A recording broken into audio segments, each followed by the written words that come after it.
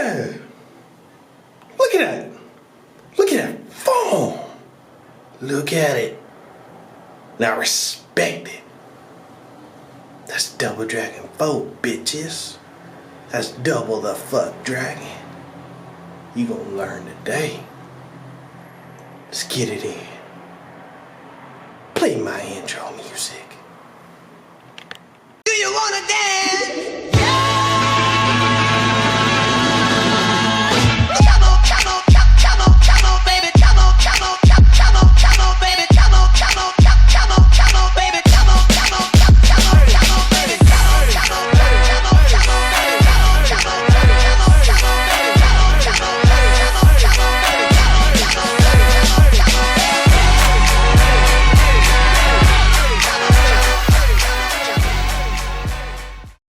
What's up, guys? It's Mekel Kasanova. I'm coming at you with another video, and I'm about to show you why you need to be playing Double Dragon 4. Let's go ahead and get right into it. Double Dragon 4 review by yours truly, Mekel Kasanova. Despite what huge publications like IGN might say about this game, keep this in mind, and I don't say this lightly, but Double Dragon 4 is freaking phenomenal. Let me calm down and take it back a bit. I'm going to school you guys on some history here. So for many of us fans from the mid to late 80s to early 90s, beat 'em ups were the genre that we lived and breathed for. We go to the arcades and dump quarter after quarter into machines just to make it to the next level, and back then this was an incredibly exhilarating experience. We would be able to get quasi good to meh experiences at home on our NES, Sega Master System, and other home consoles of the bygone era. We got home classics such as Renegade, or as it's known in Japan as Kunio-Kun or Nekketsu series, Bad Dudes, Battletoads, Final Fight, and the best of all, and the most popular of that time, was Double Dragon. At the time, there was nothing like Double Dragon, and there were not many, if any, options at the time to be able to play a beat-em up, or belt scroller as they were known at the time, with a buddy in co-op and have such a blast doing so. The genre was defined by the legacy of Double Dragon and later refined and in many eyes perfected by games like Final Fight and Streets of Rage, which to this day fans can't decide which is better. So the Double Dragon series has now run for exactly 30 years as of this year 2017. And while we have seen many high points such as the NES and PC Engine versions of Double Dragon 2 The Revenge, Super/Return of Double Dragon for the SNES and Super Famicom, Double Dragon Advanced, and even to a lesser extent, Double Dragon Neon, we all have also seen some significantly low points for the series, where the series generally floundered greatly and lost a sense of identity once Final Fight and as well as Street Fighter II The War Warrior came on the scene. It was around that time the series struggled to maintain its relevance and also its sense of identity.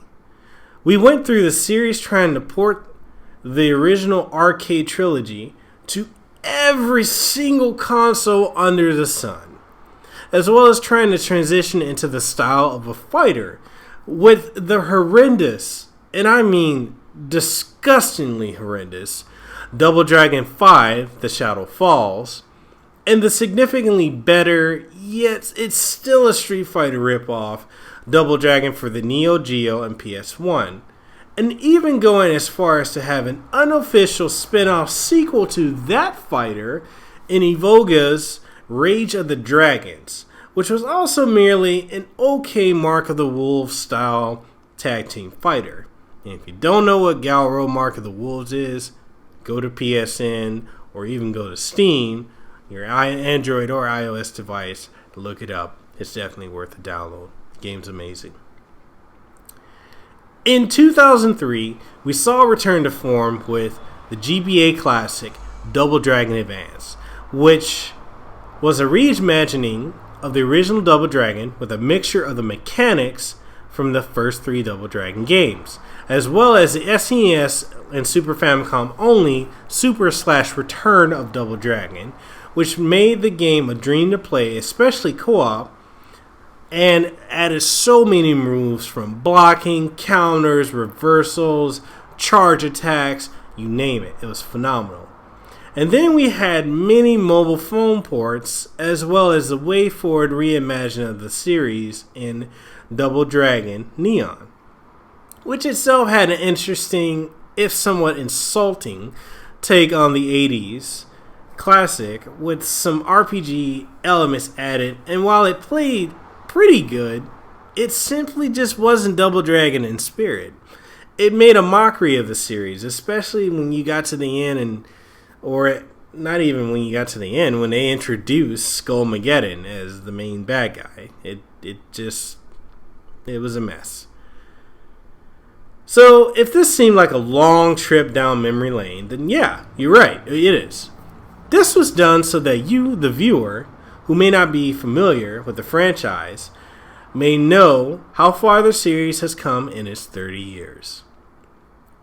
And another history fact is, about 2 years ago, in 2015, Arc System Works bought the rights to both two Technos, which included franchises such as Double Dragon and River City/Nekketsu, and have sought to bring back the franchises that many of us grew up on.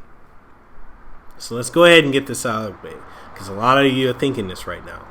And let's talk about graphics for a second. And quite simply, there's no other way around it. The fact is, Arc Systems Works decided to go with a retro Double Dragon 2 NES style here. And while many of the sprites are lifted directly from Double Dragon 2, there are many assets generally pulled from all 3 NES games combined. And let me tell you something, that's not at all a bad thing. And in fact, it's fantastic.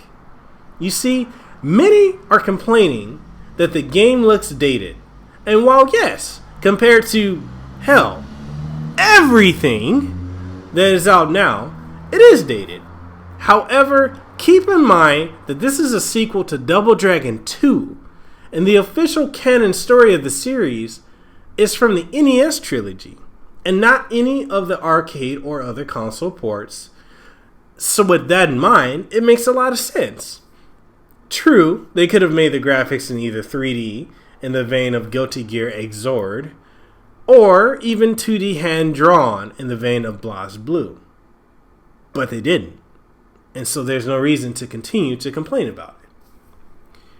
Mega Man 9 and Mega Man 10 both released in 2008 and 2010 respectively, and were in an NES style graphics and were hailed as some of the best 2D gaming you could get at the times of their releases, and had rave reviews. And those games stripped Mega Man of many, if not all, of his abilities, aside from his pellet yellow shooter and his just basic run and gun action.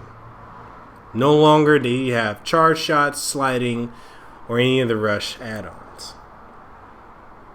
So this game here is no exception, as it is some seriously great quality. I'm going to tell you why. The gameplay is classic Double Dragon.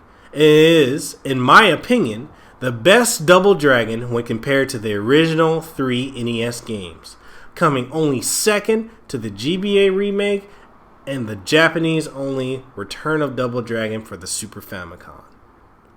This game gives you plenty of moves to use, aside from your standard punch and kick, tornado kick, power uppercut.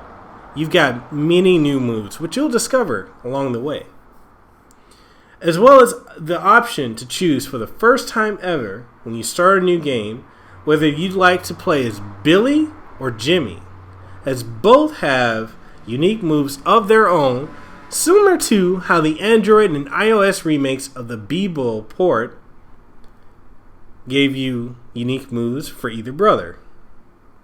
You also get the option to unlock more characters to play as, such as classic staples like a Bobo, Roper, Williams, and Linda, as well as the newer baddies, which all have their own unique move set.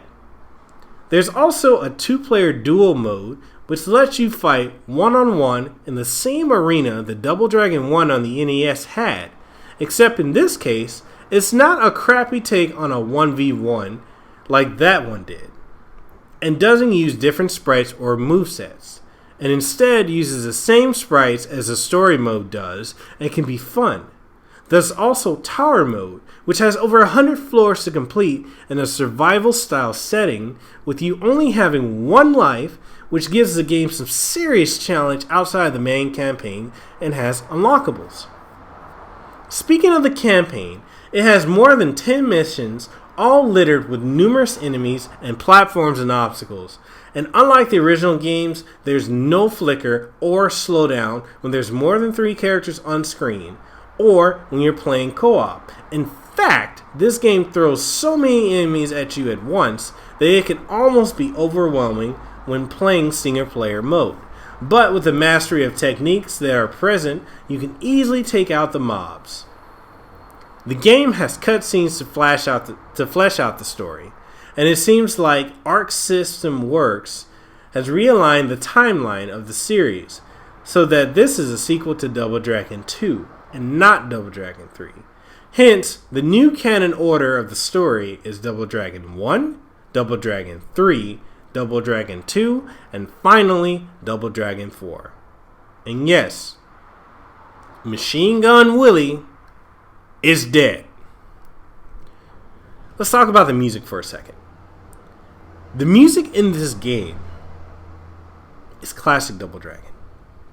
You can't hate on any of the tunes here, and hearing the revamped Double Dragon theme simply gets you pumped to smash some skulls. There's nothing but A's across the board here in this department. Now, the last thing I'll say, my main complaint, and only complaint, truthfully, that I have for this game, is the fact that some levels are surprisingly and oddly very short in comparison to Double Dragon 2, of which this game is paying the most homage to. And it can be a little annoying at times.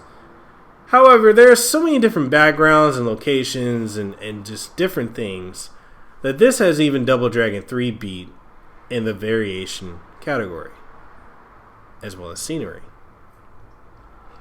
All in all, this is a solid buy, and despite what major publications like IGN and others may say, for $6.99 on Steam or PSN, you simply cannot go wrong here. So my recommendation is that this is an instant cop and one of the best returns of a franchise in years. And hopefully, this is the dawn of the revival of one of the greatest franchises and series of all time. This game, Double Dragon 4, gets a 10 out of Double the Fuck Dragon 10. So go out and buy this right now. This gets the Kasanova seal of approval. Everybody drinks on me. Everybody in this bitch drink for free. Give me a whiskey double. A little bit of Jack is always trouble. And I'm feeling good, like a man with only to prove and read this wood. Next up, straight to the DJ. Tell him play whatever songs she say. Her body is a misdemeanor. Dangerous, but I